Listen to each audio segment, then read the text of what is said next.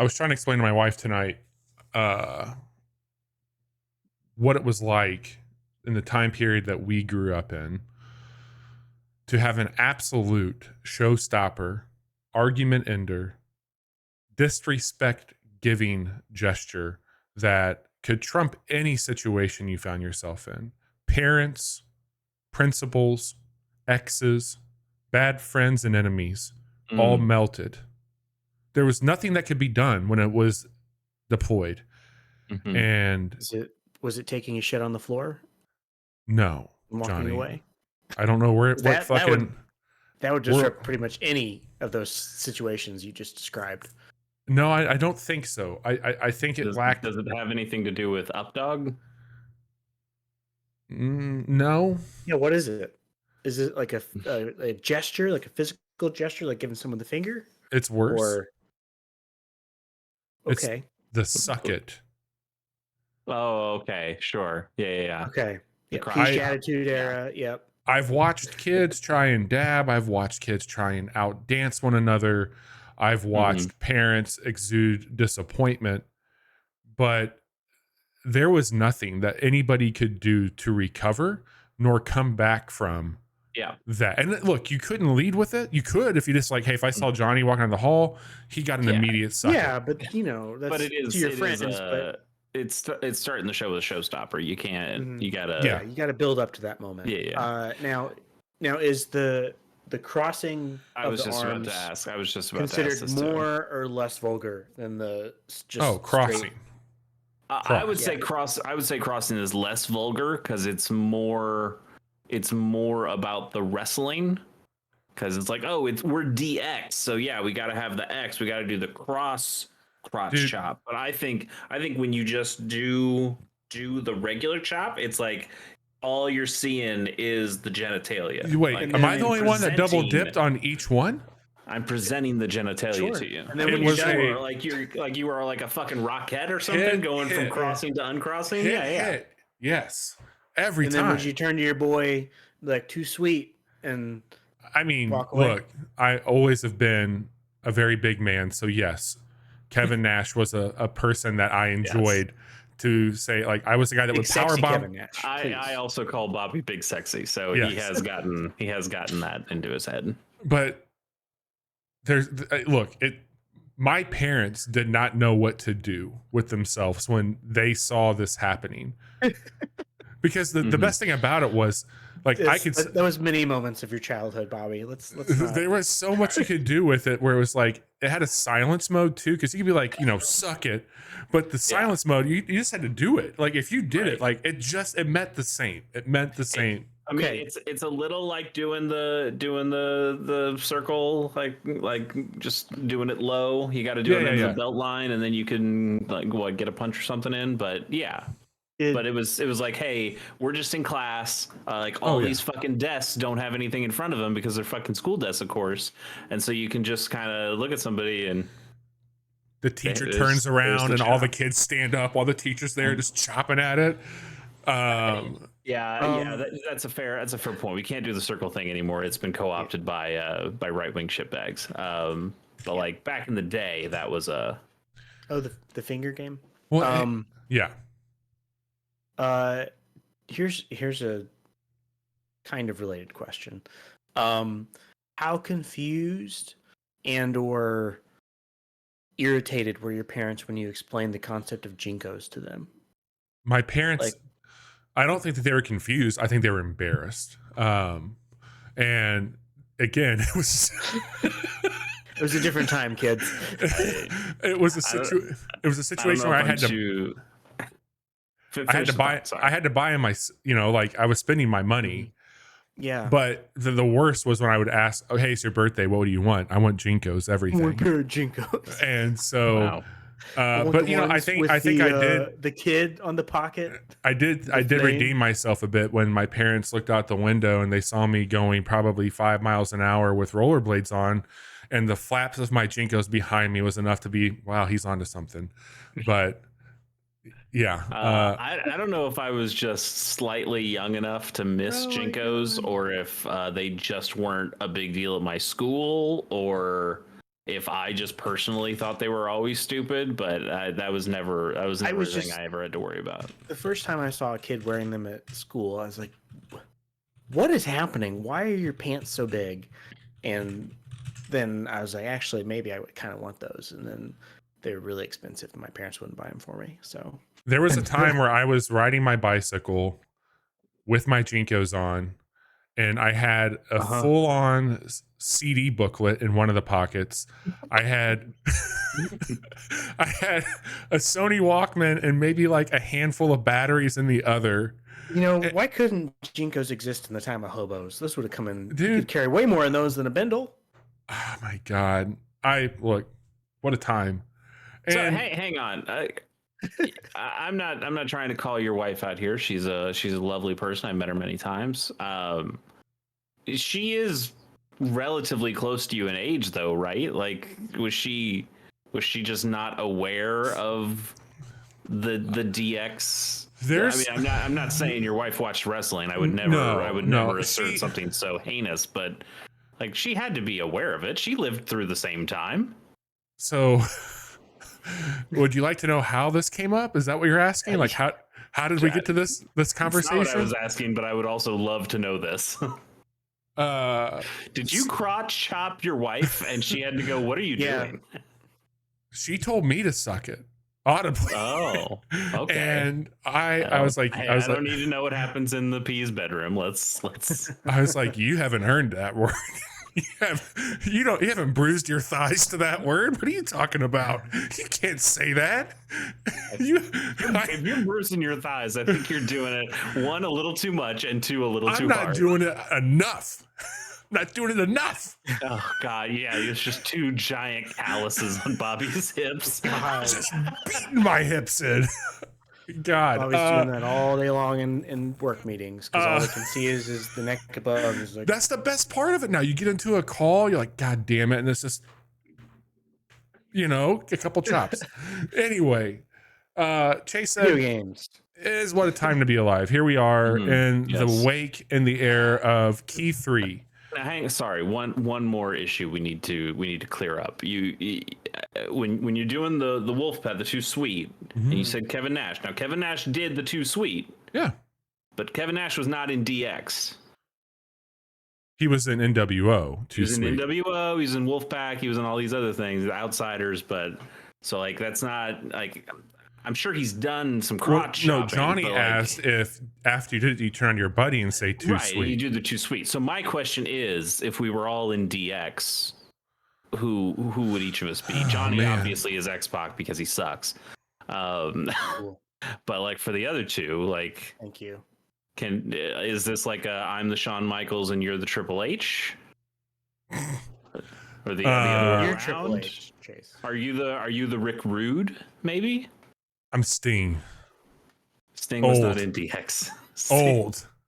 He's in NWO. Surfer Sting also not in DX. I guess you can't be X-Pac. Johnny's X-Pac. Oh yeah, Johnny's always X-Pac. You could be China. Okay, I'll be China. You are the eighth wonder of the world in my eyes. I'll be China. And I'll be Shawn Michaels because I've lost my smile. Sorry, let's move on to video game talk. We are in the post Keigh-3 2023 era, and tonight is just going to be a conversation with us. Yes, Mick Foley, absolutely Mick Foley. Chat. Hey, have a nice day, chat. We are going to just talk over a couple trailers that we thought were cool. We're going to just give some general thoughts on not E3 but E3. It's just a weird time. It's a weird time to Definitely see weird. how, like, I wish there was a singular destination to house all of these things, but that no longer exists. But So Jeff Keighley executed E3. He put a bullet He did. directly into its head. He shot COVID onto E3 and said, "You're dead now." No other things that E3 did also certainly not. Yeah. So no mistakes. The innocent E3. The innocent one. So we're not going to do what you've been playing tonight. We're not going to cover any news outside of this event. So we're just going to have some trailers playing in the background. We've each brought a collection of them. We'll probably talk about some things that we don't have a trailer for, but I guess can we talk about the show just generally, like how we thought about the stuff that happened within the last calendar week? Just to like let everybody know, there was a handful of things. We had the PlayStation event, Guerrilla Collective, Meta. There was a Monster Hunter showcase. We had the Devolver Digital. We had Day of the Devs. We had the Summer Games Fest, Future Games Show, Wholesome Direct. We had the PC Game Show. We had the Xbox Bethesda Showcase. We had Ubisoft Forward, and then we had the Xbox Extended Play. But what we did not have was anything from Nintendo. Nope. Very strange. I mean, they did just put Tears of the Kingdom out last month, so you know. Yeah, but I don't know. You could still talk about that. I mean, Nintendo knows that they can own the news cycle whenever the fuck they want. Yeah, which is also one of the reasons E3 is gone. No, it was around the same time as all this. Okay, all right. Chase, why don't you give? Though, was it? I think it was close to it. Yeah. Around there. But yeah, let's Chase. Let's hear from you. What is your overall deal? I mean, my overall takeaway is that I kind of missed E3. I don't know if it's the branding. I don't think it's the branding that I really cared about, but it felt like you kind of mentioned it, like having one singular thing. And there was something kind of nice of, hey, all these events are under one roof or going in the same direction, where this one, more than others, it felt like I had to search multiple times at multiple sites to be like, what's the next show that's happening? That's when I say like one roof, I kind of mean that. Like just like, what's the schedule? I can be on one channel. I'm not saying they all need to be under one live stream that I'm just watching the whole time, but it just did feel very disconnected, that people were going on different days, that the times of those different days were so scattered. Sony went like a whole week beforehand, so like we're not going to talk much about Sony because we already talked about them the last time we did a show. It was like 3 episodes back. If you want to hear our thoughts on that, that's a long fucking time ago. And we didn't hear anything from Nintendo, so it just felt very disconnected, and it didn't feel like a show anymore. And I know I'm usually the grumpy guy here, so I can say something like, I thought most of the stuff shown was pretty boring, but I do think I think like some magic was lost. I also didn't think that it helped that the Summer Games Fest show, which is probably the closest equivalent to, hey, what is the E3 thing? I thought that show was maybe more than others the most boring. Not that there weren't some good things in there. There were certainly some games that I was interested in, but overall, like if that's the replacement for the E3, I'm pretty disappointed and pretty low on where this kind of a show is going in the future.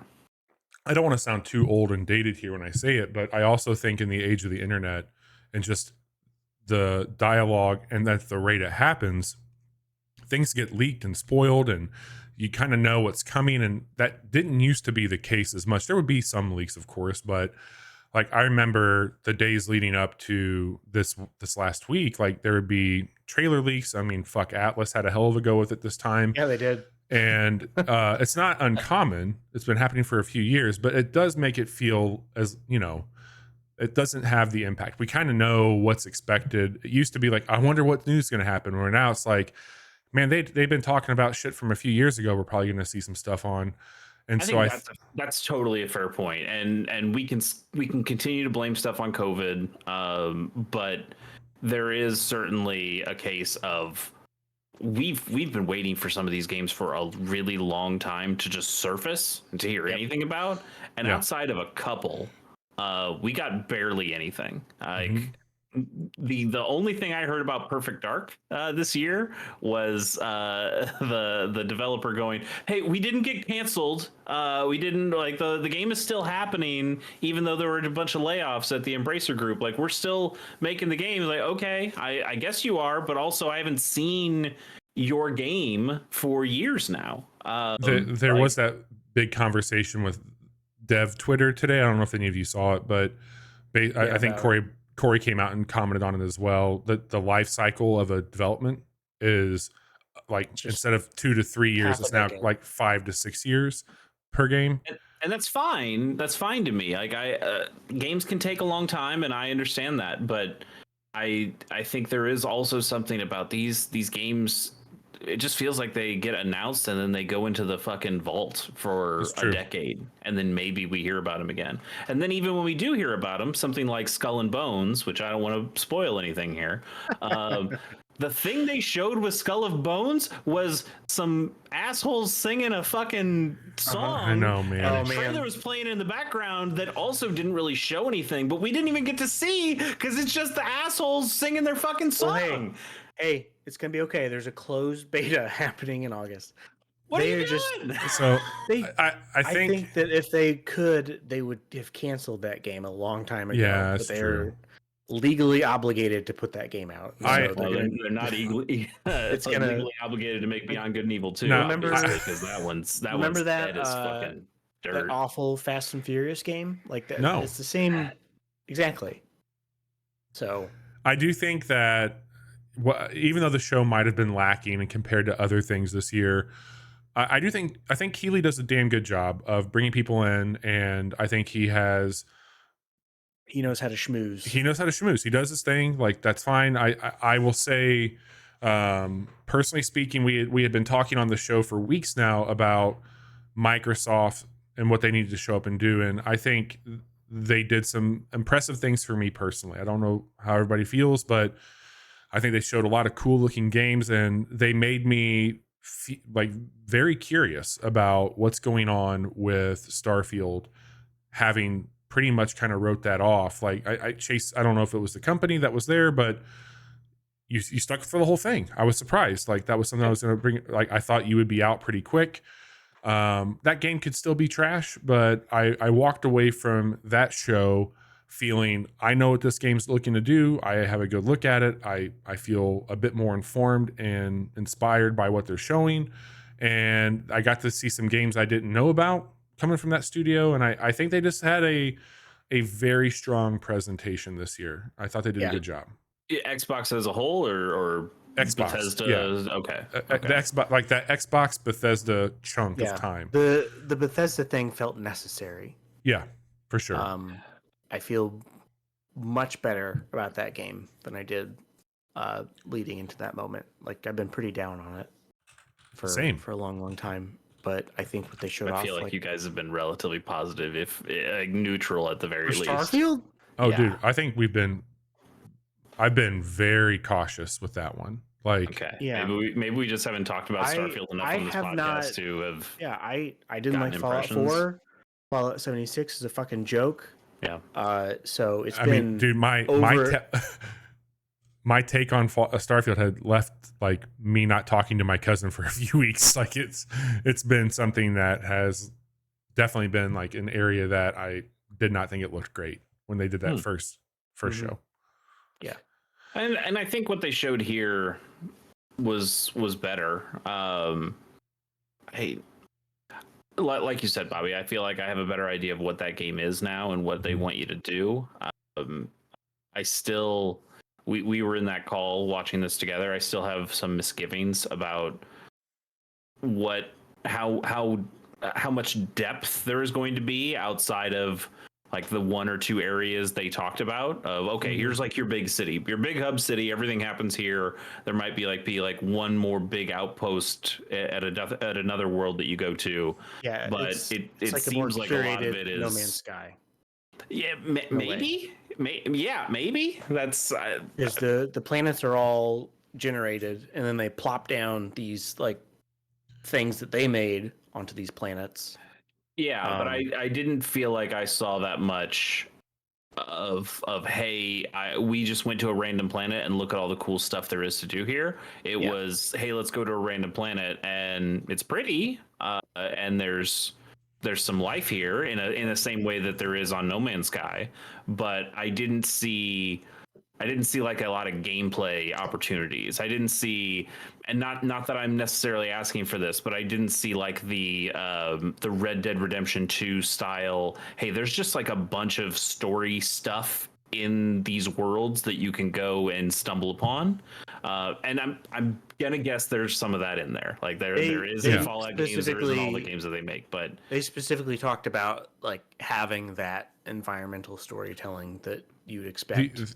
The other thing I'll call out for them too is that they came out, not Bethesda, but my Xbox, and they showed a handful of games that go beyond Starfield that they're proud of. They confirmed that they're going to try and do major games every year. They gave updates on games that needed it. They didn't talk about all of them, but they did give some updates in that, and they showed some news. They showed a lot more new stuff than I expected them to. I thought it was going to be more like, we've been talking for 5 years about these games, so let's give you the actual update on it. But I do think overall they showed up really well, and I'll call out Ubisoft. I think Ubisoft had a really strong presentation as well. I think they had some cool stuff. Yeah, like especially the pirate song. I thought song was great.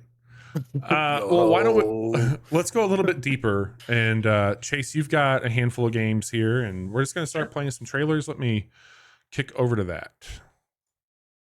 Yeah, I also have some notes on my phone. Are you just going to go down in order, by the way? Yeah, okay. Why not? That works. Like of my highlight order of where they are, or where they are. Yeah, my highlight order would be great. Okay. I enjoyed the first one of these. I thought it was really cool. Yeah. So Summer Game Fest, the things I liked from here, there were a couple things. One of them was Yes, Your Grace Snowfall, which is the sequel. It is a full sequel, right? It's not just DLC. Yeah, I think this is a whole new game. It's a whole new game. Whole new game to Yes, Your Grace, the original game I haven't played. I remember hearing Waypoint talk about it and thinking, oh, that sounds kind of cool, and just never seen the art style. So I didn't really know what it was. I heard it was kind of like Reigns, if Reigns went a little bit more in depth and wasn't just two card choices. Do you remember Mind Scanners, Chase, that we did? That really weird.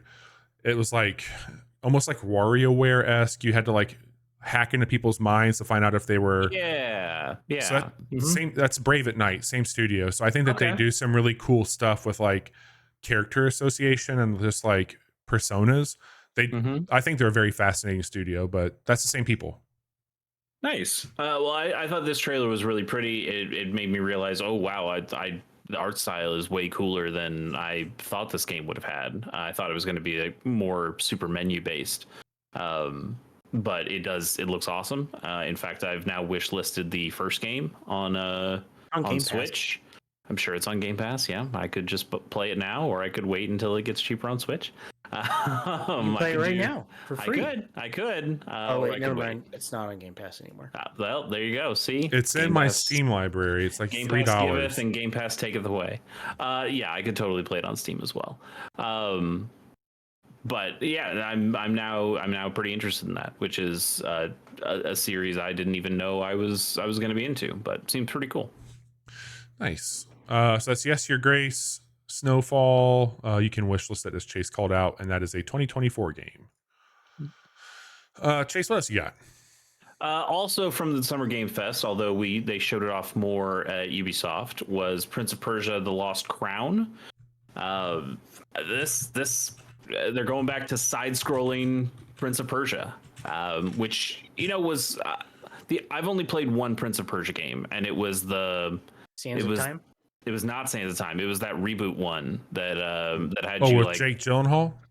Man, no, not the movie. God. The one where you had like the red and blue turban-y thing. You were running on a bunch of walls. I think there was like an Ezio skin that you could get at some point. There was like a ghost woman who could reverse time and like bring you back if you fell off a ledge. Oh, I remember that that. was really cool. Yeah. Just as like a climbing puzzle game. I think it was that was an Xbox 360 game. I'm pretty sure. Yeah, it was. And I thought that was pretty cool. But I really haven't touched the series much other than that.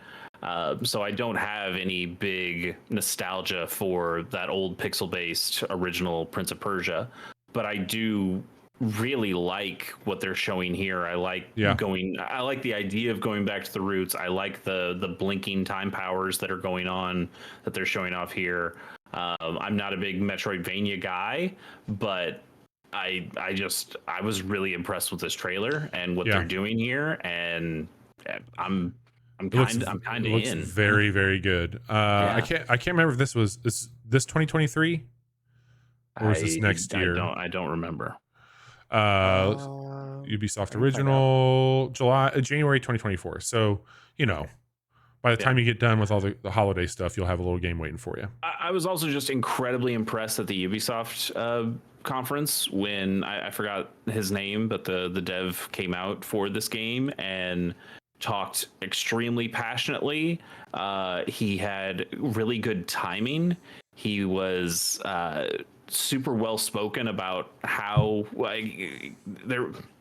it was very well presented, which is not something I can say for most of the people on there. Like the guy who came out to tell us about the next game from the crew, who was just very Europeanly talking about, we're going to fuck these cars. And I'm like, okay, buddy. And also like his timing was all over the place, and like something in the trailer started to go and there was like a big massive pause. Like that's all, whatever, it's presentation bullshit. But I was just really impressed with the way this guy came out and talked about how like his personal journey, his personal history with Prince of Persia, with the original game, and how much it's meant to him over the years, and now getting an opportunity to come and make his own Prince of Persia game, and how they're going back to like all that stuff. Read is really genuine to me. Maybe that's the millennial in me, always wanting like a story behind every product I'm into. But hearing that made me just really excited about. Okay, I'm in. I'm excited. Like, you're excited. I'm excited. Let's see what this is. So that was really good. Nice. Chase, what the hell is Beastie Ball? Beastie Ball got shown at a couple things. The first thing was Day of the Devs, and then I think it also got shown at the Wholesome Direct. It is being made by who is it being made by? Bobby, it's I got you. They made a game that you really like before, right? Was it Patch Quest that they made? Developer Wishes. Yeah, I'm trying to remember. Greg's making games. You were excited about. I could be wrong. Chicory, that's right. Yeah. That's the one I'm thinking. Chicory, Colorful Tale. So it's that dev. Chicory's so good. This is basically Pokemon meets volleyball, and I think it seems pretty cool. You're a coach and you're making a team of these beasties, and you play in this turn-based volleyball game, and you level up your monsters, your beasties, and there's also like a bunch of relationship mechanics, like when two beasts play with each other enough, they grow in their relationship in some way. They can become friends, which gives them some kind of bonus. They can become rivals, which gives them a different kind of bonus. There is some evolution stuff. I don't think they actually showed what an evolution is, but there is. Oh, well, never mind. There is one right there that's happening. Nice. But they showed a little bit of that. It's on Kickstarter now. It's not a. Clay might have something to do with it, but it is mostly the Chicory dev, I know. And one other thing they said in there that I thought was really interesting is that this is not a catch-em-all game. Like your goal is not to collect all the beasties. Your goal is really to find the ones that you like, and building the team. And like once you have the team, it's about building up that team and the relationship dynamics within it, and less of, oh, I gotta get all of them and find the best group, like find the best typing or something like that. It's more about, these are the ones I like, and now let's do something cool with them. So I was just really impressed with this presentation as well. Nice. Looks really cool. That was BC Balls. That is on Kickstarter now. Also on Steam, there's a demo. Oh, very cool. Thanks. Chase, I'm so pumped that you put this on here, because I was going to put this on here, and I'd love to hear, because you did not like Hyper Light Drifter, right? I don't feel like I gave it enough of a chance, but yeah, I came away enjoying a lot of things about Hyper Light Drifter, but not particularly loving playing it. Hyper Light Drifter and this new game, Hyper Light Breaker, are both by Heart Machine. I think that dev is really cool, and this game just looks incredible. I think and it's co-op. It's roguelike-y. It's really cool to see the influences from dang it, that game. It's that one. Tell me the name of the game, damn you. What is that game? Not that game, but it also reminds me a little bit of the Pathless in the way it also has a very... Well, that game reminded me of that game too. I'm pulling it up Solar here. Solar Ash. Thank you. Yes. Neon and colorful and super smooth movement, and this has all that, but also is like, hey, do you also just want to do like Silver Surfer shit around all the worlds? I think it looks rad. The idea that it has co-op, I think this could easily be a game that we play on some Monday nights in a Risk of Rain style. It's got a little Returnal for me as well. Sure, I could see that. Too. A little Returnal, but yeah, I would play the shit out of this. There's a cool vibe. Is this year? Did they confirm that? I can check. I didn't check a bunch of years on these things. That is, it says coming soon. Okay. On the Steam page. I would, if it's anything like Hyper Light Drifter, I could see it slipping to 2024. Yeah, that's true. Yeah, it looks cool though, man. I like what this is doing a whole lot. The dev's really cool too. I mean, again, as my millennial heart, I guess it feels a little in bad taste. They're called Heart Machine because the lead dev has like a heart condition and almost died. But he didn't, and then he made the game, and now he's making another game. So good on him. Hell yeah. Yeah. Chase, you've got Viewfinder. It's not we've shown this game. We've shown the game, man. This was a really cool one. Yeah, we did a demo. Was this a Steam Next Fest? Yeah, maybe? I have a feeling it'll be on Next Fest again on Monday, the 19th. Yeah, I think that's probably true. I really thought it was cool when you played it, and I was kind of watching it there. It's very similar to some of those kind of Witness, Braid. Yeah, it had that like reversal thing on it, like when you fuck up. Yeah, this is so cool. This game, it was awesome. Really mind bendy, like being able to take these photographs and turn them into living geometry in the world, to be able to spin the photograph to have it be more useful to you. I know the puzzle that tripped Bobby up in that. Oh my god! The demo part that we played, you actually had to physically rotate the photo so this side of the building could now become like a bridge to get you, or a ramp to get you up to this higher level. This is so wild. Dude, it's really cool. Like I want to know what black magic fucker is making this work. Yeah. Man, it's really colorful. This is the one that was upside down, actually. Yeah. Yeah. Mm-hmm. So you can rewind. This kind of fuckery stuff is interesting to me. I'm just interested in seeing what this it's got some Monument Valley kind of Escher stuff to it as well. Like there's like some hyper saturation to some of this stuff that just looks real nice. I'm all about everything this is doing. Yeah. I remember, didn't we watch a trailer for this at some point? Well, we streamed it. There's the one that was the Bobby, one. you know. God, that fucked my brain up. I know I've seen this before, and This is gonna be. I guarantee they'll have it on. It was on Next Fest, is where we checked it out, Johnny. I guarantee it'll be there. The 19th of June is there. There's a new Next Fest, and there's gonna be a shit ton of demos, and this will be there. That part right there is the part that really made me lose my mind. Is when you get a camera and you can start taking photos of stuff, and then the photos you can then put in the real world too.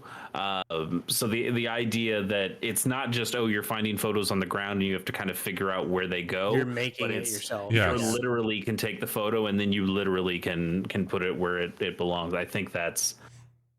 I think awesome. This could be super, super fucking cool. I'm really excited about it, and the story stuff has me interested too. I think there's some cool things in there. I think this is coming out this year. I'm pretty sure. I think that is correct. Yes, it comes out July 18th. Fuck yeah, very soon. Yeah, that's cool. Listed it. Chase, what about some Bubblegum Galaxy? Yeah, I think on the whole. Sorry. Didn't mean to do that. Preparation feels good. Do that. But the Wholesome Game Direct, Bobby and I talked a little bit about it on Monday. I think it's kind of run its course. It feels like the same 4 different kinds of games. How many farming games? There's a lot of farming games this year, dude. There was less fishing this year, but there was more farming this year. So it kind of just feels honest like work. We have 4 things. We're going to shuffle them up and then we're going to throw them all out there. And every game has to have some combination of these. The reason I like this one specifically is because it's a lot like another game that I like, which is the Animal Crossing. Well, no, the hexagon one where you're placing the Dwarf Romantic. Dwarf Romantic. Thank you for reminding me. So it's got some big Dwarf Romantic vibes, but also like some silly twee story that's going on with it. Also like a little Katamari in there that the whole idea here is that you're building this galaxy. So you have to build these different planets, and that's where the puzzle game comes in. But then you kind of complete it and that planet's out there, similar to the way you're rolling up stars in Katamari. And then you're telling a story between those things, and I think that could be interesting. I like the art style. I think it's kind of cool, and I'm just such a big Dwarf Romantic fan that Dwarf Romantic is so good. Having another game that does something like that is pretty exciting to me. And Absolutely. I think this one's going to be on Switch, whereas Dwarf Romantic not on Switch. It's on plenty of other things. It's on my Steam Deck, but it's not. Docks it an automatic point. Kind of. I mean, it's the system I play more than 10 any out other of 10. one. So not on the Switch. Sorry, it's a 9. I played a lot of Dwarf Romantic on a MacBook, which is pretty impressive for me, considering I don't play any other games on a MacBook. A Steam Deck. You own a Steam Deck and a PC.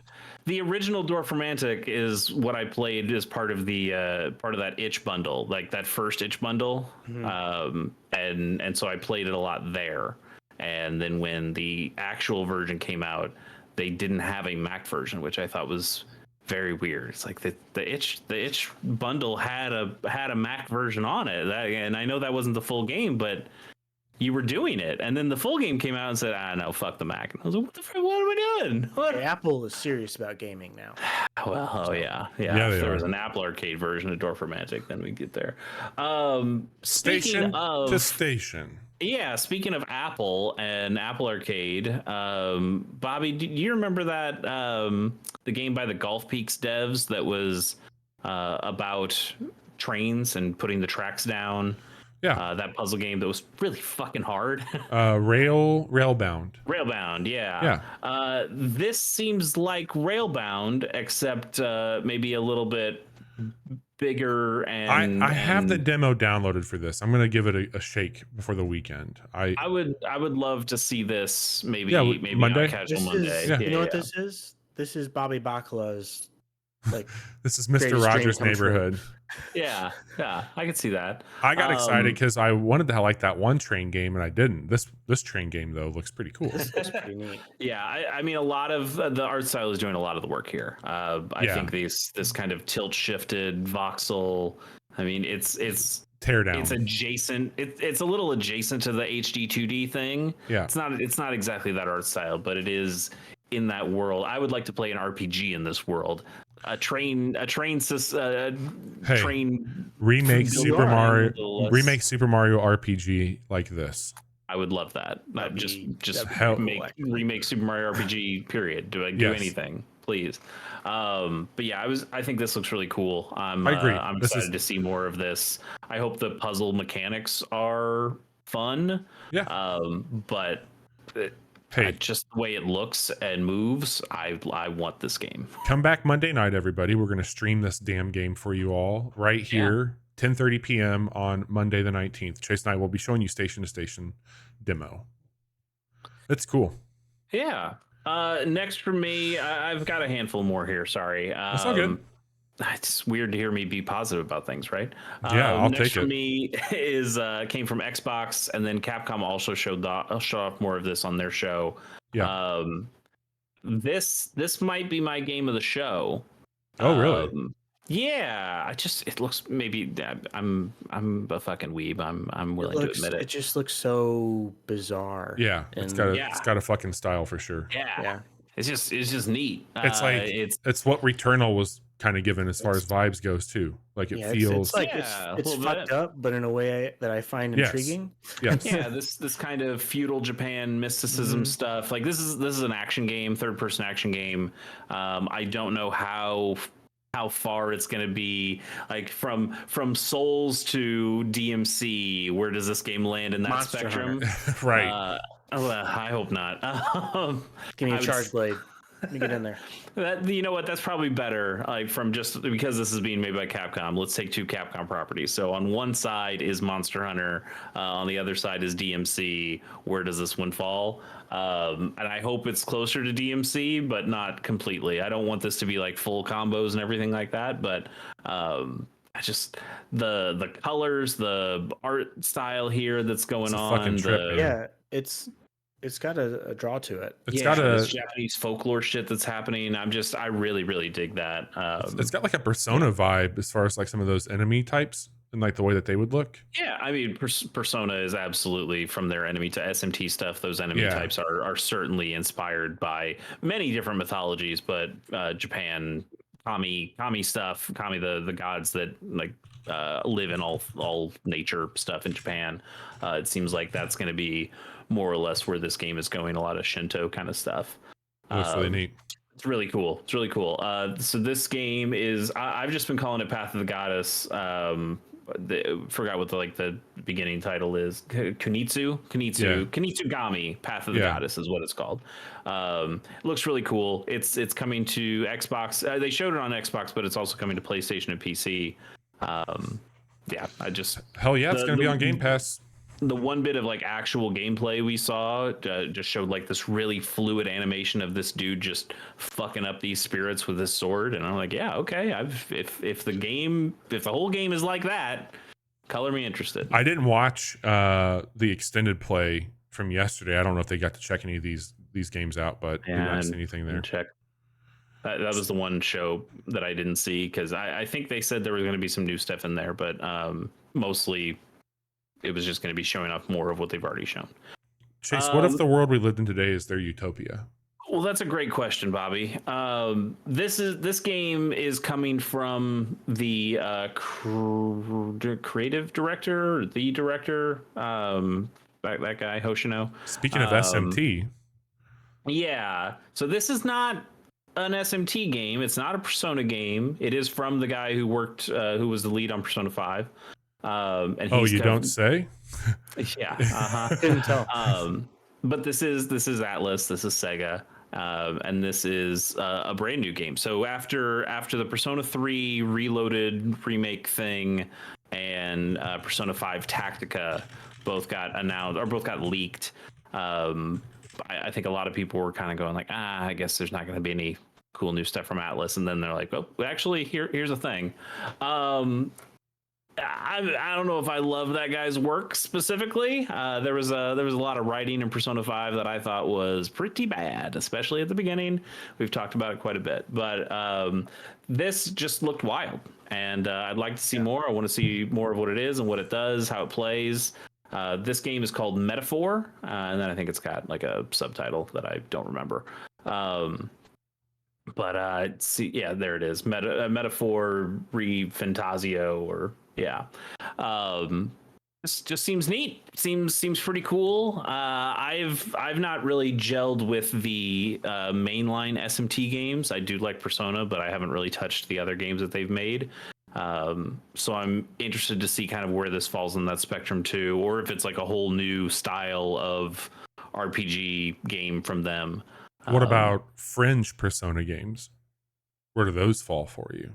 What would you say is a fringe Persona game, Bobby? I don't know. You mean like a spinoff? Are you trying to tee up Tactica here? Yeah. Well, I thought Persona 5 Strikers kind of sucked shit.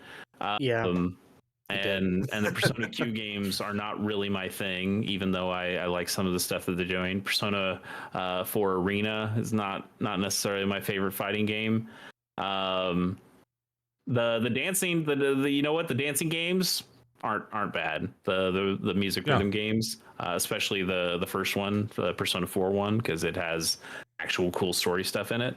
But I do like my turn-based tactics, and they're making a turn-based tactic game with Persona 5.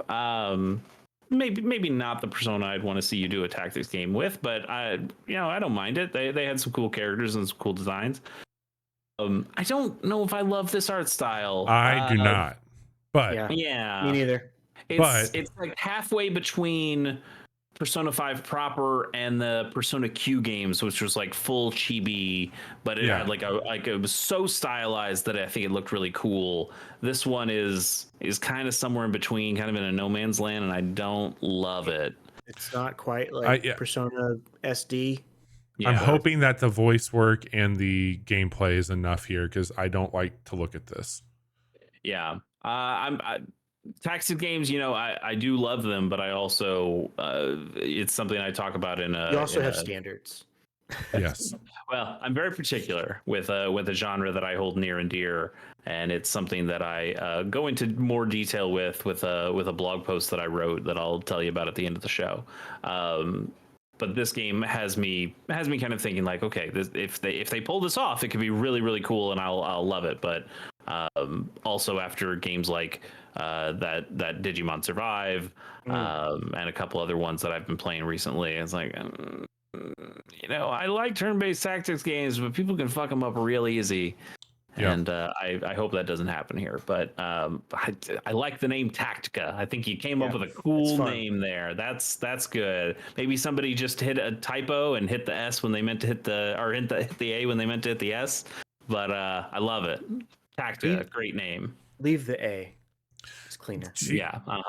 Chase, I had this next one wrote down for myself also. Why don't you talk about it then? Because I've been talking a lot. What's got you excited about this one? I think Resistor is such a cool looking car game, first and foremost. It gave me some Modelista vibes when I first saw some of the art style, which is immediate points when it comes to cars for me. But when I saw that they were kind of doing they were jokingly calling a car PG with this, I got excited, because that's one of the things I love about Everspace is that it feels like an RPG as a ship. And I think that's really cool how they've implemented that. I like the look, mostly like that's like what's carrying my interest the most right now. Is just hyper stylistic, but I think that the story beats that they're alluding to seem interesting. Like I think it's going to be more than just racing cars, and I'm digging that quite a bit. The whole vibe of this trailer had me very, very hyped, and I like the idea of upgrading your car too. I think that's really neat. Yeah, like I can't remember what game this got applied to, but I've definitely heard car PG said before. Maybe it was like a Forza thing of, hey, you can just upgrade, or maybe it was a Need for Speed thing with all the different upgrades that you can do for your car there. But this one seems to be more, it's an RPG with cars rather than it's just a car with an upgrade system. I hope that's the case, because that's what has me feeling like this is unique and interesting. It does seem like it's taking a lot of inspiration from anime like Speed Racer and movies like Cannonball Run, which fine by me. That's great. So I think there's a lot of cool, interesting things here. I'd like to see more of what the moment to moment gameplay is. But yeah, like I think this has a lot of promise, and I didn't immediately think Automodelista, but now that you've mentioned that, I'm seeing it, looking at this trailer again, and just kind of this stylized, super saturated stuff. Yeah, pretty cool. I think could be a good one. I think this is the first game from Long Way Home who's making it. I'm trying to see if anything else from them. It's a smaller team. Yeah. Looks like there's like 3 folks working on it, so it looks really cool. I'm digging it. And I gotta say, maybe it was different for you guys, and I hope it was, but this was the only thing that I found interesting or remotely interesting at the Future Games show. And also, I think you want to talk about shows that have run their course. I think that shtick. I forgot his name. I forgot his name. It's something 9. I just want to say Tech 9, and that's the rapper. I can't. His name is not Tech 9. You have a good point. I'll give you that. Yeah, I mean, I just feel that for all of these, like Wholesome Direct has definitely run its course. Devolver, on one hand, tried to kind of do something different. They feel like they wrapped up their big, weird presentation. I think we're live again. Okay, yeah, we are. Cool. Sorry about that. We were just talking about the different shows and how some of them feel like they ran their course. Yeah. And yeah, the Devolver one, Johnny said that he didn't even watch last year's because it was just kind of this year's. I didn't watch this year's. Oh, you didn't watch this year's because last year I was like, what the? Just tell me about the games. I don't need your bad sketch comedy between. Yeah, we are good, right? Trailers. By the way, like everything's coming through. I'll listen. Yeah. Okay. I'm hearing people. Okay. Yes, I don't think you need to build a whole mythology and lore with your presentation, but at the same time, it's a cool cooperation. Well, at the same time, the Xbox One also rubbed me the wrong way in it was kind of just trailer after trailer and also world premiere. And then they showed I forgot her name, the one woman they always bring out to talk kind of robotically. Like we didn't even see Phil. Not that Phil has to be in everything. He was halfway there. Was he there? Yep. Was he there? Did he mention something? Yeah. Okay. Yeah, you're right. Like near the end. That's right. Because he didn't do. He did his one more thing, and then his one more thing was the 15-minute thing we already told you we were gonna have. There was no surprise there, which is fine. I don't know. That show also just felt kind of dead to me. I don't know if that's because it didn't have a live audience or what, but there was something that also bothered me about this. Just feels like watching a commercial where I feel like you need to have the audience there reacting. I don't know if it necessarily needs to be an audience or like some kind of stage presence or something. Yeah. Like the Ubisoft show, not going to say Ubisoft has it figured out, but I think that was a better overall show. And I think part of it was just having a crowd energy. I know a lot of that crowd works at Ubisoft because they all went up to the stage afterward. But there was something about that show that felt like that was the closest thing to E3 was the Ubisoft show. Yeah. They came out, they talked directly to an audience, they got excited about things, they had presenters presenting things.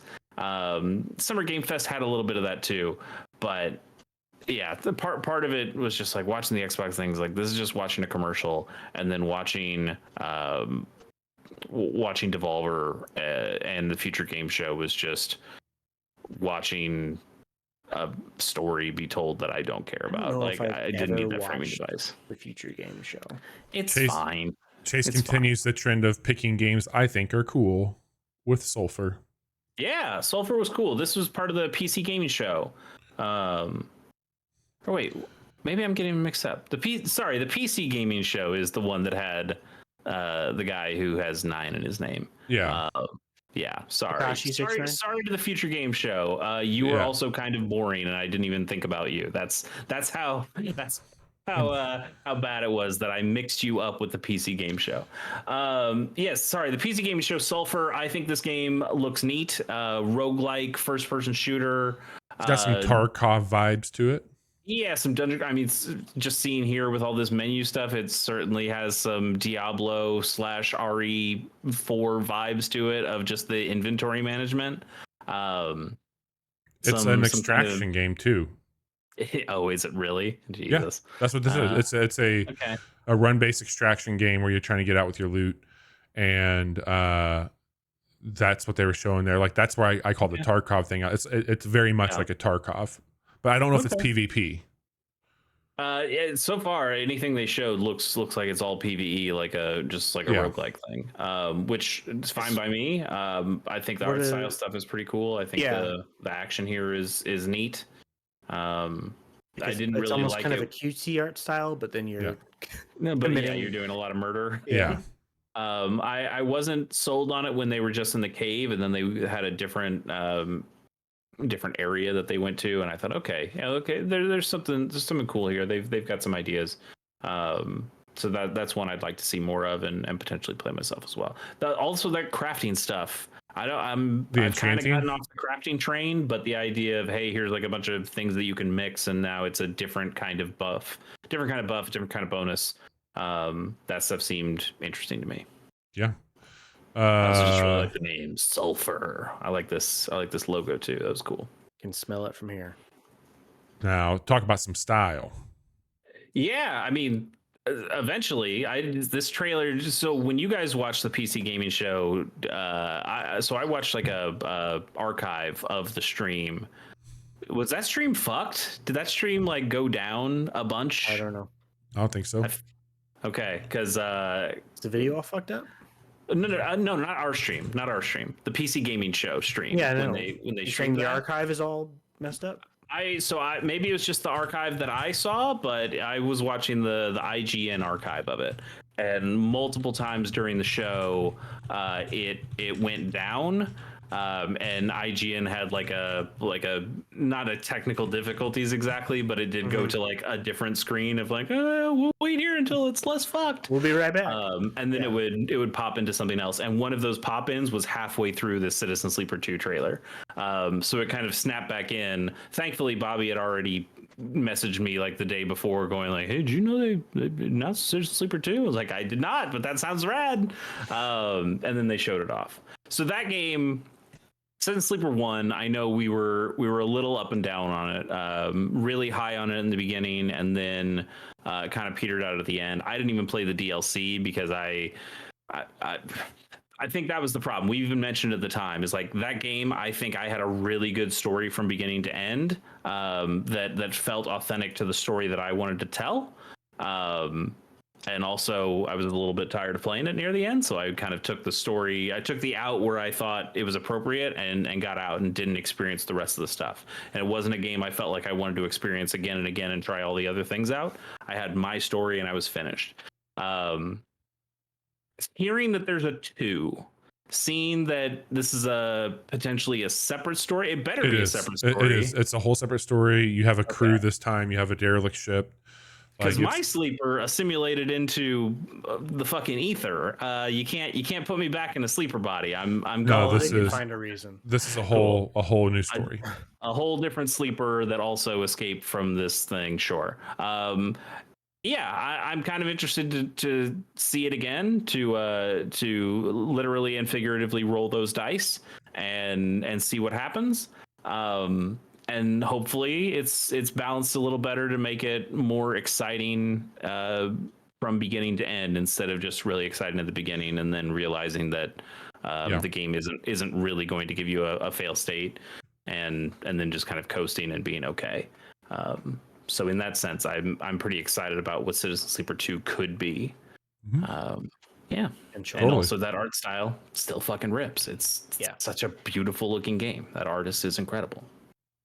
Let's go on a vacation, Chase, shall we? Yeah.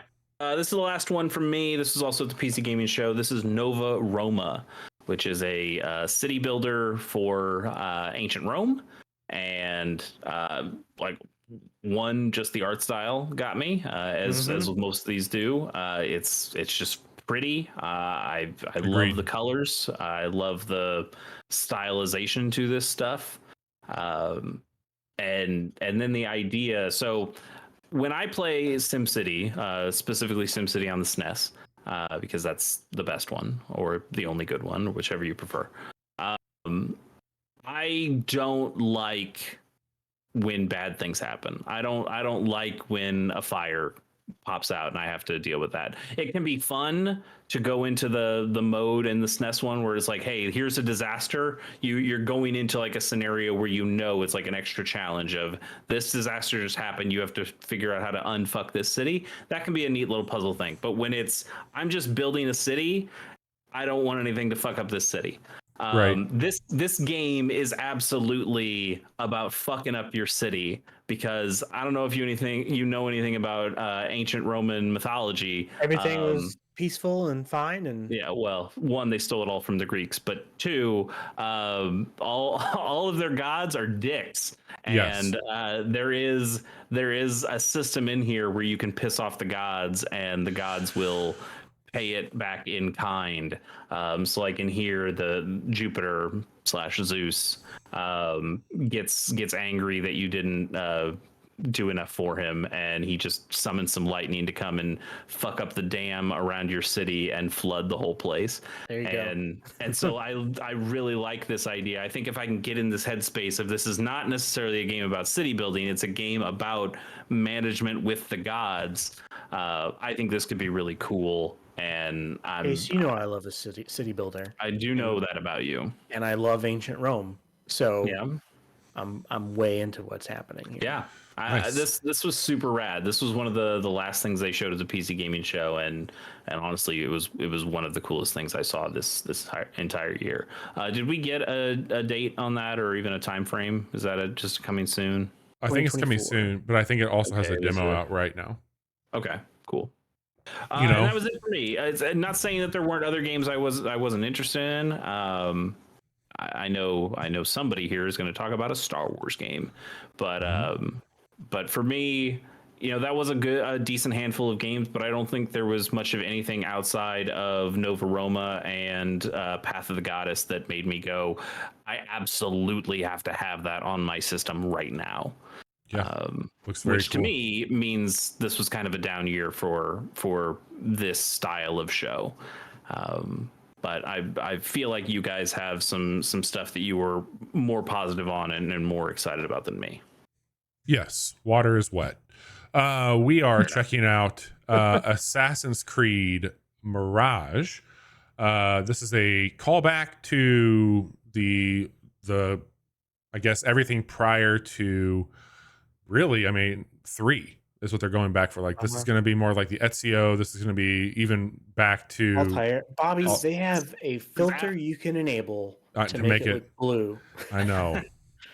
This is after Altair, though, right? Oh, well, it has to be after Altair. He was the one who started the Order of Assassins, but it's back in the Middle East. It's back in the Middle East, and it is definitely more of what if you have played the Assassin's Creed games since they were coming out, this is going to feel like the early days versus more of the kind of Witcher Souls-esque, like heavier focused on combat and RPG elements. Not that they're going to have some of that here, but are they going to have Destiny menus? I don't think I saw a menu with any of this. I don't know if there's. Yeah, I think there's probably a requirement for it. Yeah. I'm a sucker for these games. I know that they're not all great, and quite frankly, more of them are bad than good. But this is my bad. I would just say that you know what, I think that's actually a really good question. I bet it's closer to 50% than you think of good Assassin's Creed games to bad ones. Yeah, probably. For me, it might be more. Like I love this series. I think if we tried to figure it out on our own, I think we would have different ones that we would say are good and bad, but I think we would both come out to the idea that there's about 50% decent ones. This is this year. I'm curious how deep this is going to go. This was originally supposed to be DLC, and they expanded on it, and it got delayed and pushed forward, but we're now going to be getting to play this year. It comes out in October. I'm looking forward to a new Assassin's Creed game. They also showed off around this time another Assassin's Creed game, the Chinese one, codename It's Jade. a mobile one. Yeah. It's a mobile one, yeah. which, man, I was looking at that. I'm reading Romance of the Three Kingdoms right now. The idea of doing Assassin's Creed in ancient China sounds so fucking cool to me. And then they're like, oh yeah, the mobile one. I'm like, fuck. Damn it, you got me. Well, if Diablo 4 wasn't enough to wet the whistle here, I will say that Bobby, what are you doing? Path of Exile 2 looks to be a very interesting game as well. And we got some nice visuals here of what they're doing. But another ARPG, very classic Path of Exile. I think I don't know how quickly I'll check this one out, but I'm definitely... Have you ever seen the skill trees in Path of Exile, Yeah. Bobby? Yeah. Johnny has a sickness. You gotta let him let him ride it out. I'm sick, man. I'm sick. I tried playing that game and I was too overwhelmed. I said nope. I Says the man who was playing right Dwarf away. Fortress. Is this the one that makes total sense. Is this the one that was free to play, or is that a different one of these? I think it's different. Okay. This The is thing the, is, I'm sorry, Pillars of Eternity is the one that I think is the free one. yeah. Yeah, sorry, Path to Exile. Right. Yeah, we'll see what this looks like. I don't know if this is this year or not, but it's definitely cool to see. it's not even on Steam yet. It is very bold to show a trailer for your, hey, we made Diablo again, when a new Diablo literally just released and everybody's playing it. I put down Shadow They Gambit. did the whole, I know, man. Yeah, here's our cross chop too. Shadow Gambit: The Cursed Crew is not Sea of Thieves. This is actually what appears to be more of a turn-based tactics game, but set with pirates. I So see you're gonna vision cones in this trailer. So yeah, there's some stealth tactic stuff there with it. I'm thinking this is going to be neat. I like pirate stuff. I like the style that they're going for here, and since I'm friends with Chase, I've through osmosis become a fan of tactics. It reminds me of Shadow Tactics, and I haven't played a ton of that, but I've got it downloaded, and it seems to be more of that style of strategy and tactics versus the whole turn base. But we'll see more of it. I'm curious about this one. Another game I'm curious about is they didn't show a whole lot of it, but this is actually going to be a deck builder. It's called Earthless, and this seems like you're going to be dealing with some space combat via deck building abilities, and I think that sounds a-okay. It's very much like a cinematic, high sci-fi, little sunshine vibes. If you've seen that, I think it has a little bit of that DNA to it, but I want to know more. I want to see what the deck strategies are and what that looks like, but I'm kind of here for it, man. Like this. Can you click into this video a little bit more just so I can see more of the... There's some there, I think. Like the actual game? Okay. Oh, that is... You know what? I do like this art. Yeah. It's pretty good. So I'm very curious about this one. This was shown off at the PC gaming show. And I can't remember if they gave us a date and a time on it. Is what the Steam page says. Okay. Yeah, looks slick. Looks neat. Yeah. I also was very excited to see a little bit more about Fable. We talked about this leading up to it when we were doing our mid-year check-in.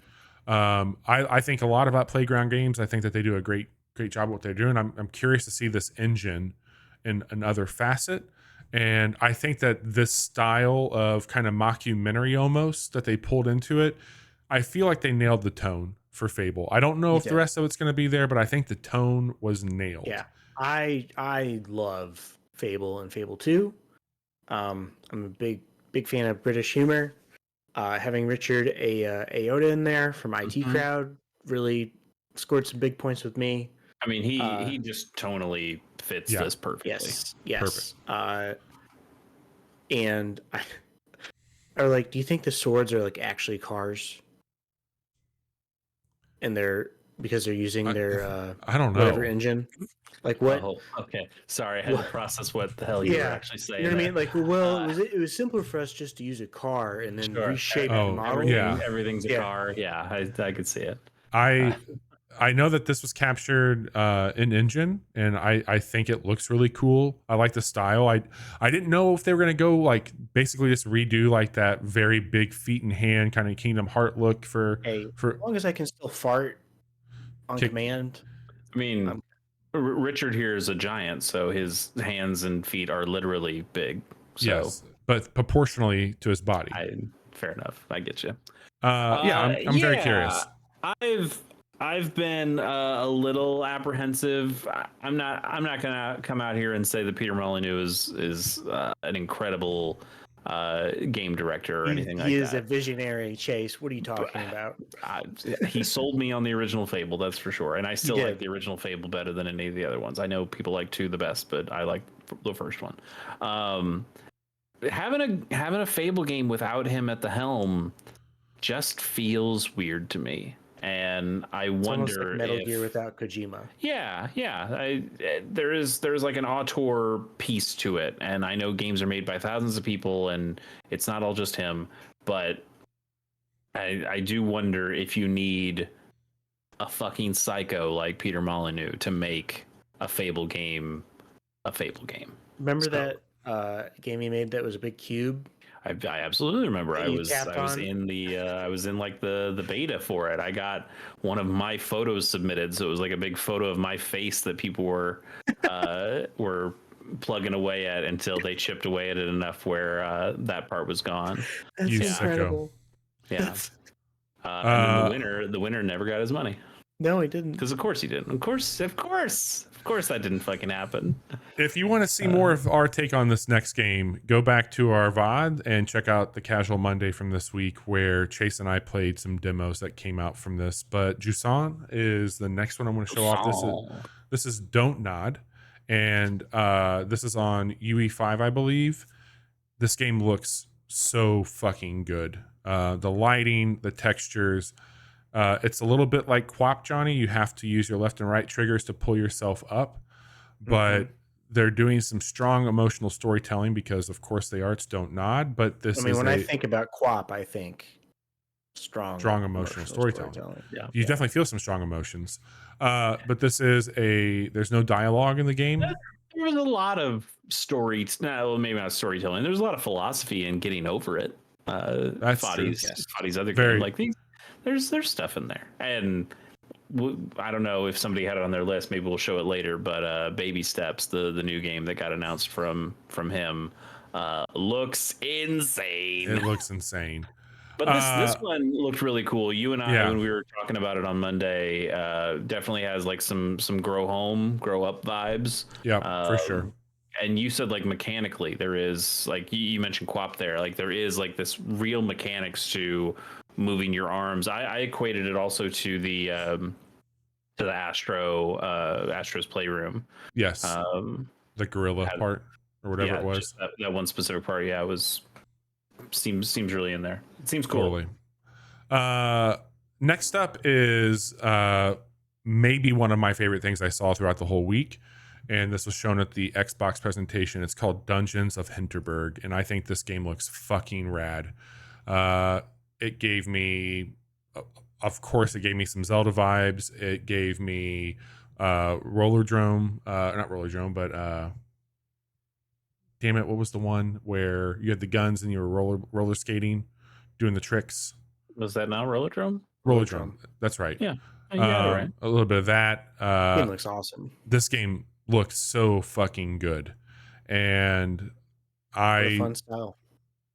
I just got incredibly excited watching this trailer and immediately wanted to play this game. But this is 100% like my style. Like I love the look of this game.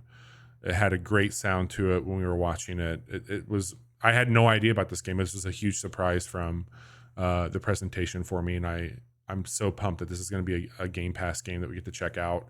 I wish 2024 was now. Yeah. I also like that it goes between kind of those two modes of here is the isometric Hades style, and then here's more like behind the back third person action game.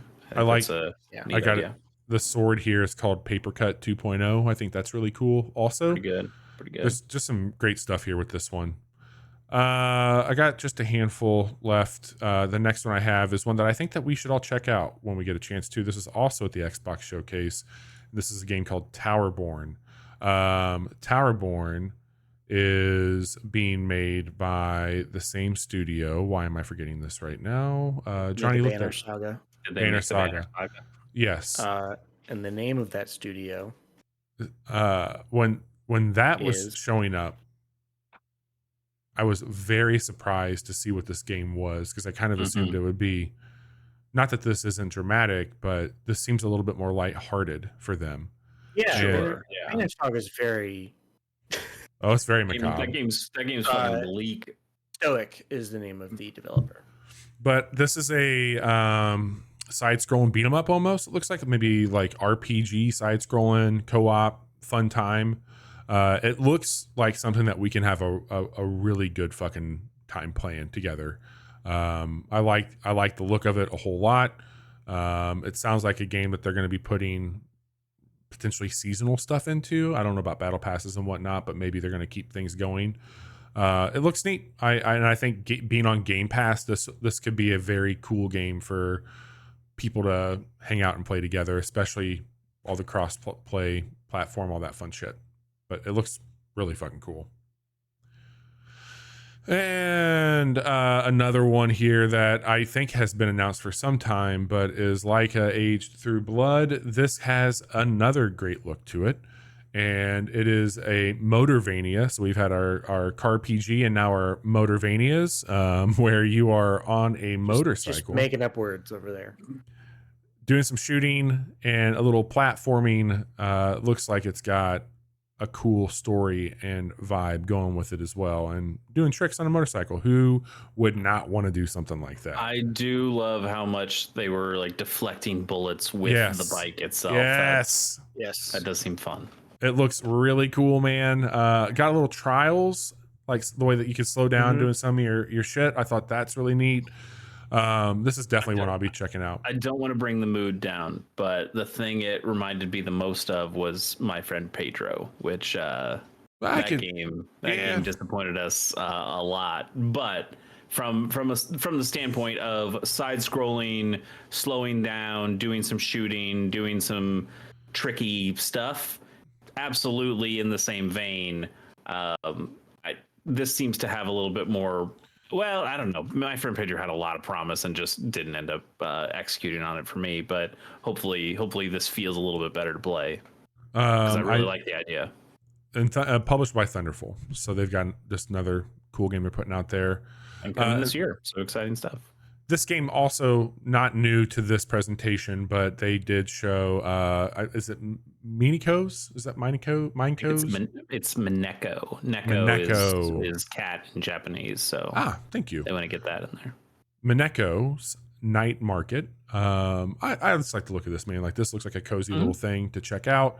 I think it's super cute, and I think that Sarah might dig this one, so I'm trying to build a little arsenal for her as well. Adorable. There's I know they also announced like the new game from the Night in the Woods dev. Yes. But this also has that kind of an art style to it. It also reminds me of some of those Double Fine games, Knights and Bikes, and maybe even a little bit Costume Quest, although this is more storybook than Costume Quest was. But in this year, September. So and I think that there'll be a demo of this very soon as well. What was the Moonlighter or something, like what was the game where you were? Yeah, that's the one where you were a dungeon crawler, but then you sold your wares. It was Moonlighter. That game rules, man. This gives me a little bit of those same kind of vibes where you're doing like, here I'm at a stall. I have a stall in this night market, and also doing these kind of mini games around here too. But Johnny picked all the cool ones for me outside of this. I'm gonna do one more and hand it over to him. But this is called Solar Punk. This is some fucking Bobby energy over here. Yeah. You get farming, you get a little correct. This is like a less fucked up Sons of the Forest. Yeah, is there a 3-armed woman here? Is there a? Hey, I hope she was very handy. No. Solar Punk looks cool though. I came across this game. I think I think I saw like a TikTok from the developer or somebody like showing an update from the developer on this, and I was like, oh, that looks like a cool thing. But yeah, this is going to be coming out relatively soon, or maybe it's 2024. I can't remember. I enjoy it. But I think it looks cool, and I can't remember if it's co-op, but I think it may be co-op as well. It just says coming soon. Okay. So yeah, this is Solar Punk, a game that I think looks neat and scratches that really scary part of my brain that I try to hide from you two. You're doing a bad job of hiding it. Yeah. What are you talking about? We're extremely aware of this how much is you like hiding these it. kinds of games. What is you being explicit? I told you. What about me getting hungry? Johnny, you have put on a game that I thought looked really cool. We got an in-game capture look at City Skylines 2. Yes. I'm a big fan of the first game. I played a lot of it on the Xbox, and then I played a good amount of it on the PC. I imagine PC was probably a better experience there. Yes. Just like a mouse and keyboard. Actually, they made it work on the gamepad. It wasn't as terrible as you might expect it to be. Okay. But yeah, I love the first game. I've been thinking about, like, are they ever going to make a sequel to this? Because it's so wildly successful. They put out DLC, right? Have they done that? Oh, tons of DLC. Yeah, dude. Like, they just kept generating stuff for it. So it's like, is this going to be like a forever project for them? So to know that there's a proper sequel coming out and like all the things that they will have learned since they put out the first game, you just want to get freaking zooted and you want to put on a podcast and build some shit. I'm gonna listen to In Rainbows. And I don't blame you. How to make this traffic work. That sounds like a hell of a time, man. I'm not gonna lie to you, dude. I just lose myself in those games. Oh yeah, easily figuring out how should I route the traffic? And okay, I mean, again, it's no Sim City for the SNES, but outside of that, it seems few things solid. But it's very solid. And you get it on Game Pass, no less. Yeah, day one. It's great. Star Wars Outlaws. I think you and I were maybe both taken aback by like this was the showstopper for me. Yeah, I was like, wait a minute, what's this? Oh, Ubisoft. Oh, this isn't gonna be good. And and sure? Like they showed a little trailer for it at Xbox. I was like, okay, all right, what's this? And then they showed, I think, a 10-minute trailer. They showed a pretty big chunk during the Ubisoft. Gameplay. Yeah, you got to see some gameplay, and I'm into what this is doing. I don't think it helped that they showed it right after Assassin's Creed, because the first thing they show here after this scene is done is her doing stealth. And I'm like, wait, you just showed a game with stealth. Like Ubisoft, I know we say you just make the same game over and over again, but you're not doing yourself any favors. But then... Oh, don't get me started on the Avatar Far Cry game. I will say, though, I thought it was... I get your point from a Ubisoft perspective, 100%. You haven't gotten to do something like this too much. Like, I haven't really seen stealth stuff in Star Wars. So I was like, oh, that's interesting. Like, that's a cool thing to see. Yeah, here. but it's also like you're to learn, like, you're just a fucking scoundrel. Just that's really appealing to me. I'm not saying this game shouldn't have stealth. I think it was more of just a timing thing. When somebody is putting this presentation together and going, these are the games and these are the order that we do them, I think it's really stupid to put your stealth game next to your stealth game. But to be fair, this game is a lot more than stealth, and once she gets out of this situation and you start seeing a lot more of what this game is, you go, oh wow, there's actually a lot here, and I'm relatively excited about it. I mean, I didn't see any bit of Anakin's pod racer in any part of this, so I thought, okay, maybe we're... Well, it does take place between Empire Strikes Back and Return of the Jedi. Yeah. So pod racer's still hanging around somewhere on Tatooine. Maybe Sebulba shows up. Maybe Sebulba is like in a gang that you associate with. They just showed in the trailer here, Johnny. I want to call that out. I got really tickled to see, oh shit, you can just switch your blaster ammo and you can use that to kind of take on different. I thought that was a really cool thing to see. Yeah, I'm way into what it looks like they're doing with this. I'm excited. I think that you're underselling one of the coolest parts of it, man. What? well, the seamlessness of what you can do here. Like that, when that shit happened, I was slack-jawed when I watched that go down. Like I was floored to see that they're going to let you go from ground level to space. Yeah. Like that's massive, dude. Like that's fucking incredible. Not only that, you can go from the ground to taking off in your ship into space to combat to hyperspeed back out down to the planet. Like that's fucking crazy. That's No Man's Sky. Mm-hmm. Yeah, that's very cool. And the part that's playing on stream now with the speeder bike, love that. Yeah, I don't know, it just looks like it's doing some cool Star Wars shit, and I'm here for it. Yeah, man. Yep. I'm very, very down for this for sure. I do like cool Star Wars shit. Yes. I wish they would make more cool Star Wars shit. This is early 2024. Good, because this year is very, very packed. Let me just move this forward really quick.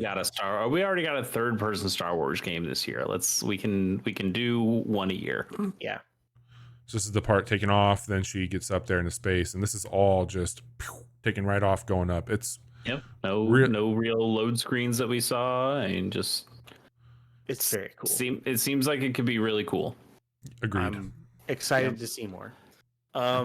Speaking of excited to see more, we got a closer look at the new Cyberpunk expansion, Phantom Liberty, starring one Idris Elba.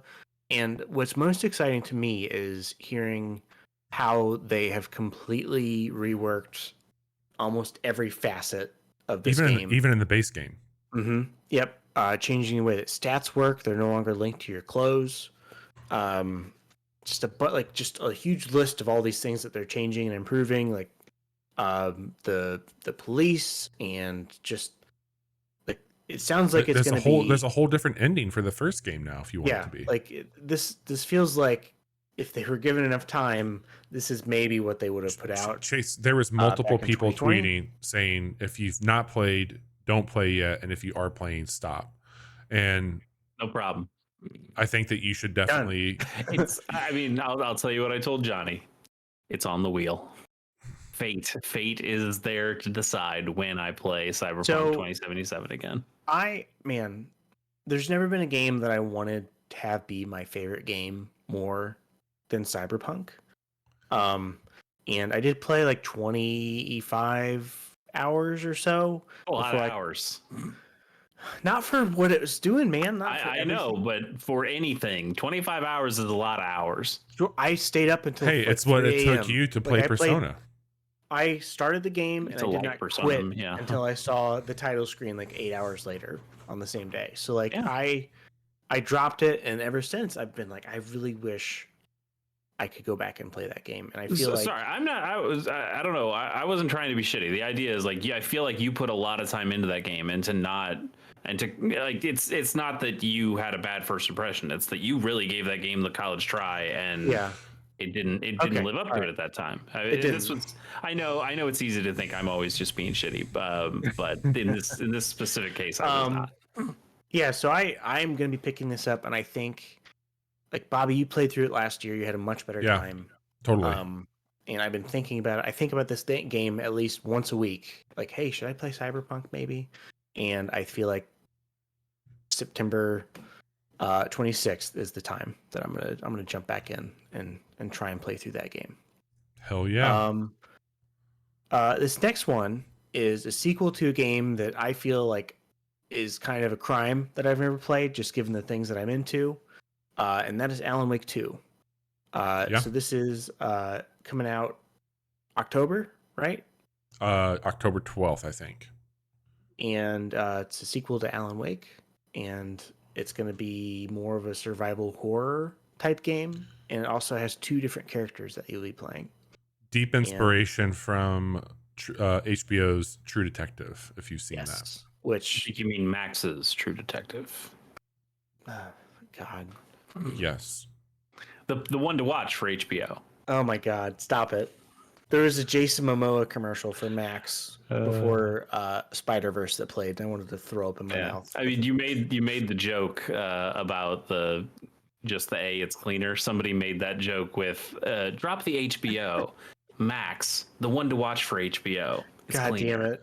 Oh my god. So it's so good. These executives are so Somebody fucking got smart. paid They're money so for brilliant. that, man. Somebody got paid money for That man, I mean, the here- CEO made $496 million last year. I mean, to if you make the want decision, yeah, let's just call it Max. That sounds better. the Fucking asshole. I mean, I can tell you, being in marketing, I can tell you exactly why that happened. It was because of the Discovery Plus stuff. It's because Discovery Plus was not good. Nobody liked it. Nobody cared It's full of about it. garbage. So if we combine them together and call it something different, it kind of takes the shittiness off of Discovery Plus, even if it makes HBO Max shittier.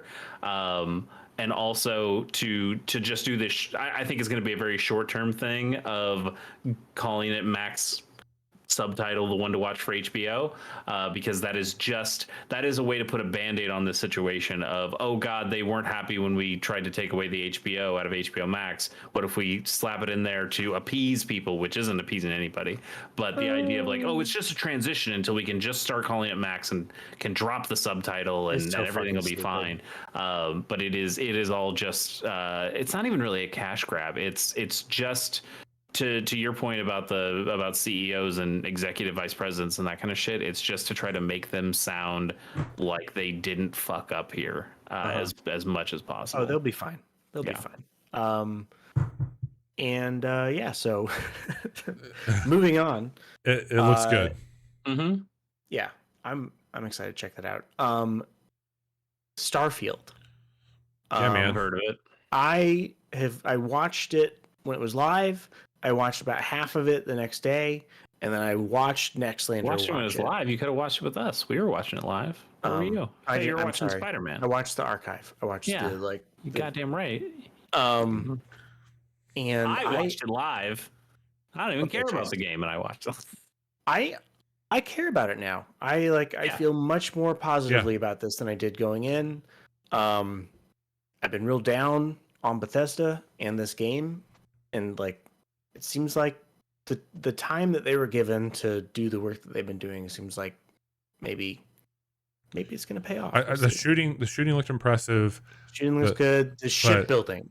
That's all I care. Let me farm and let me build my ship. That's all I want to do. Leave me the fuck alone. He's a good boy.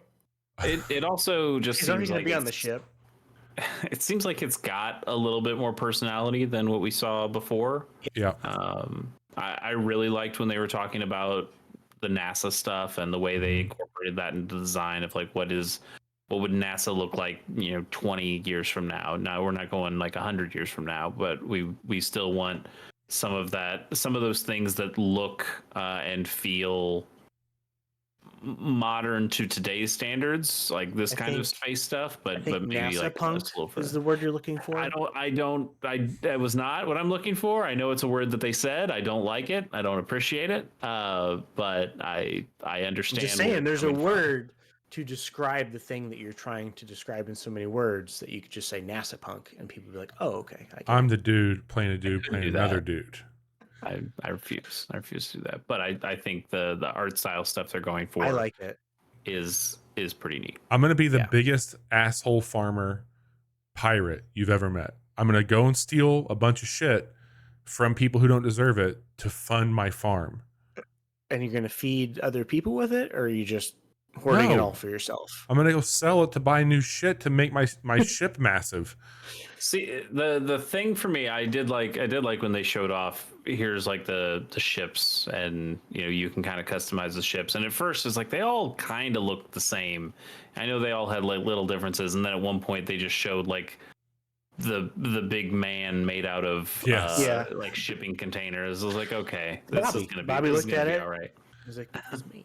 My one little worry with the ship stuff, they talked about how like, oh, you can be in a little fighter, or you can be in like this big giant cruiser ship, cargo ship, and I almost always want to be in the small fighter. I like the idea of I like when the Mandalorian gets in the little ship instead of his Razor Crest. The Razor Crest was not. Yeah. I don't want that. I don't want to be, especially in a game like this where it seems like you're going into a lot of space combat, and I don't want to just be in this big giant ship with with all my cargo stuff. I don't want to explore that. I like the idea of, hey, it's just me here. It's just me and my little fighter, and I'm going around. So I hope there is, what I really like is like, hey, I'm going in my big cruiser ship, and then if I want to go and here's like the little ship that comes out, and now this is the one I'm going to go explore in. Because I also don't want it to be like a Bethesda game where I become over encumbered and feel like I always have to get the big ship, or else I'm not getting any of the cool loot because I can't take it back with me. Yeah, I'm with you there. They didn't really show off that part, but I think a lot of the stuff they have in here, I mean, they're certainly pulling from a lot of different stuff here. There was just that little part of the trailer there with the kind of alien stuff they're showing. Like some of this is like a little Halo, some of this is a little Mass Effect, some of it's a little bit of The Arrival. Like I can see that. You can see that all the threads they're pulling at. And I'll say this much, not that it matters. It's just me. I was always going to play this game, but now I want to play this game. Yeah, I think that's fair. That's how I feel. Yeah, I still think the people specifically, like, look at all these faces. They certainly look better than Fallout 4 faces, but they're Bethesda faces. They are still pretty Bethesda faces. Like there was one guy who's got like a weird face tattoo in this big trailer that they showed off, where I was like, okay, that's like one guy, and also this guy, because you made a black guy named Barrett, and you know what? You don't get the credit for that. So Final Fantasy VII gets the credit for that. Just because you made a black guy named Barrett and I remember him, it's not because of your game. It's because of a different game.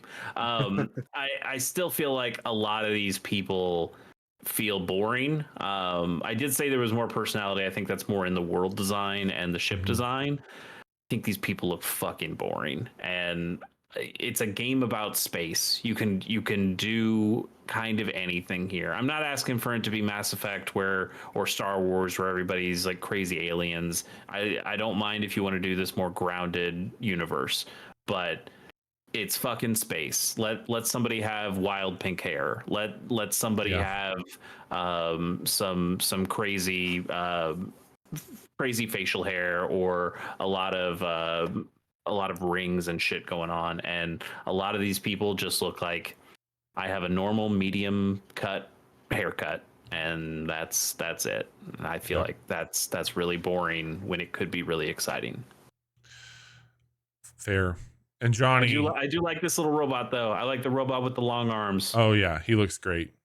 It's good stuff. You're the resident fighter. That's right. I'm the new fighting game expert here. He's such an intense fighting game fan that he literally broke his fight stick because of how much Cammy kicks ass or whatever. I was parrying too much. That'll teach you. We got a good look at some gameplay from Mortal Kombat 1. Hey man. And I think it looks like Mortal Kombat. And I'm probably gonna play it. This probably you got to justify that purchase, my dude. I returned the arcade stick today because it was broken. Yeah. So I played MK11. I liked it. I didn't finish the story mode, but I did really like the few hours of it that I did play. And this is taking place right after that, where the universe has been reset essentially, and it has been recreated by Liu Kang. And so, what is this, like the third reset for the MK timeline? Something like that? Any idea? Definitely the second one. So it looks like some fun stuff is happening, and they show off some fatalities, and they're like just as gross as they got the whole new companion. And yes, and the big new thing is it sounds like there's going to be a lot more aerial combos and stuff, and also being able to call in a sidekick. Like at one point, Goro just runs on the screen and like punches this person like 4 times and runs away. Like a Marvel vs. Capcom assist button. So they have Dragon Ball Fighters.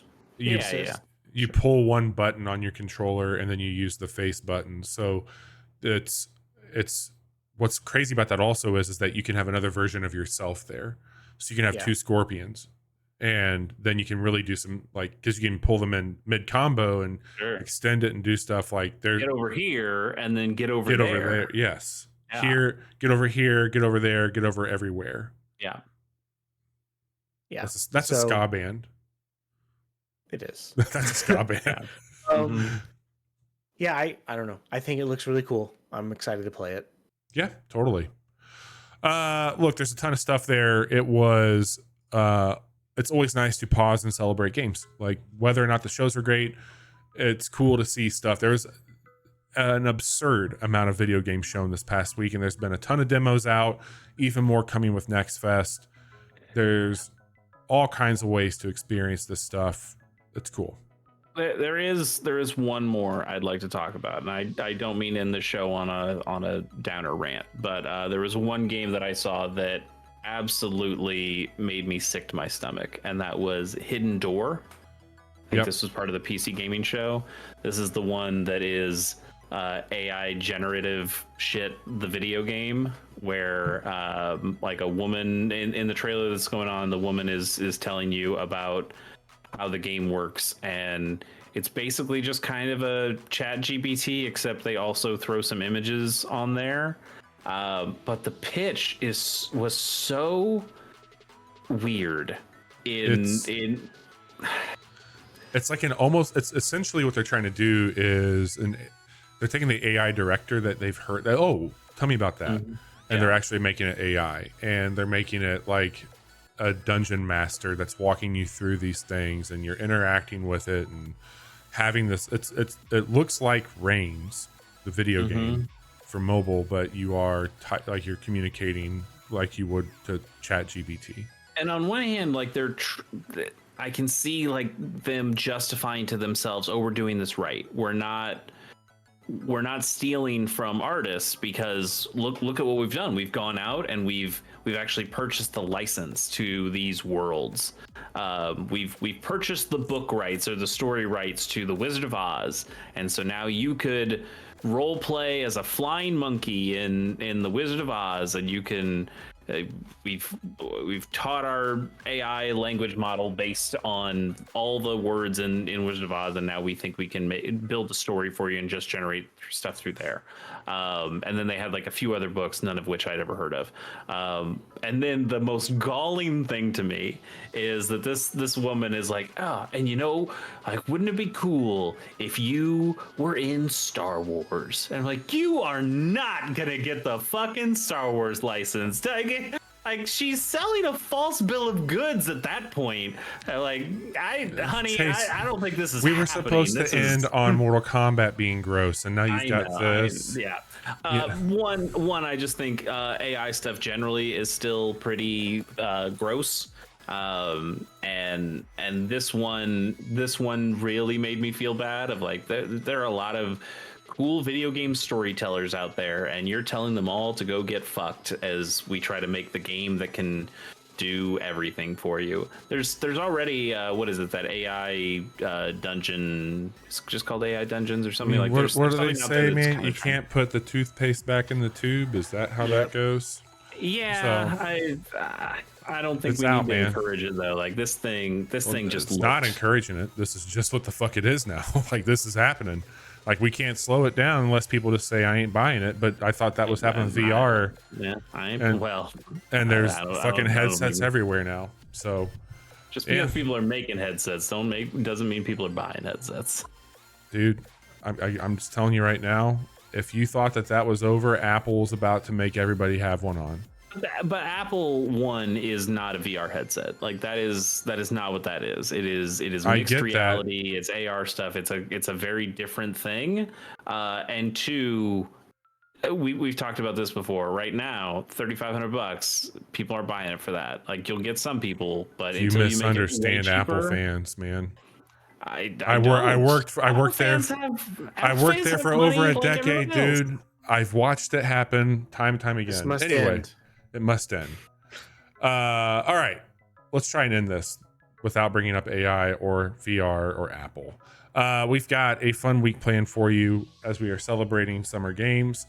Chase and I showed demos on Monday night. We've got a quick look up for Diablo 4, which has become our Friday night hangout with Johnny and I, but we decided to get all three of us together and take a look at that game.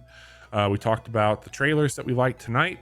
Tomorrow, Street Fighter 6. We've got what I think is one of the funnest quick looks we've done in a while.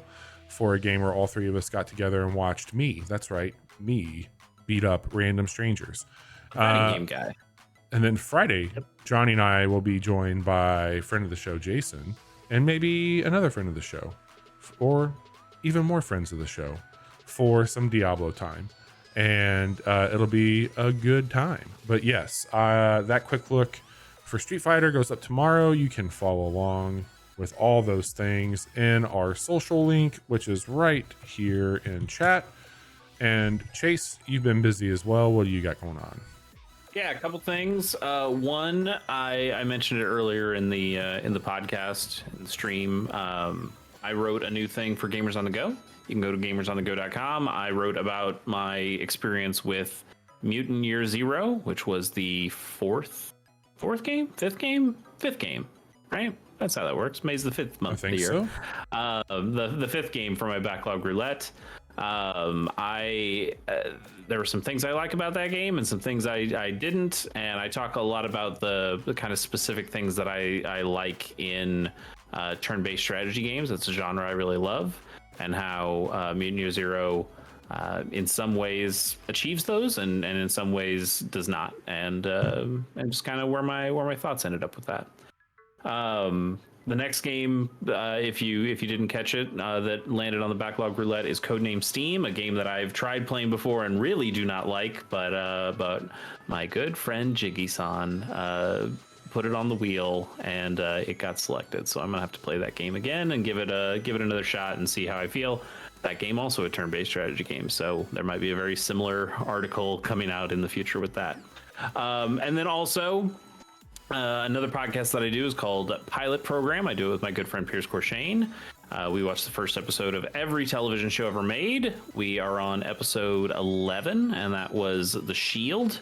And we didn't love that show, but we had a really good time talking about it. We've announced what our next one is. I think that's recording next week, so should be out later that week. But we are going to be doing Hell's Kitchen, the 2005. I think it's 2005, reality cooking, more reality show that just happens to deal with food than it is a cooking show, but the Gordon Ramsay show. So we'll be talking about that. You can go to shows.acast.com/pilot program to listen to any of those old episodes and look forward to the new one as well. Awesome. Thanks, Chase, for the rundown there. Johnny, anything from you? Nope. Nothing You won't be around next week, so I won't. Get your Johnny while you can, and we'll have Johnny back. Gonna be playing some Magic cards on Friday, though. Oh yeah, Johnny's real excited about that. Maybe when you guys come back and play Diablo, you can tell him about all the cool new cards you got. I will. Right on. Well, that has been our week. We'll be back live Friday with some Diablo. Thanks everybody for hanging out. Be safe, play something new, and we will talk to y'all soon.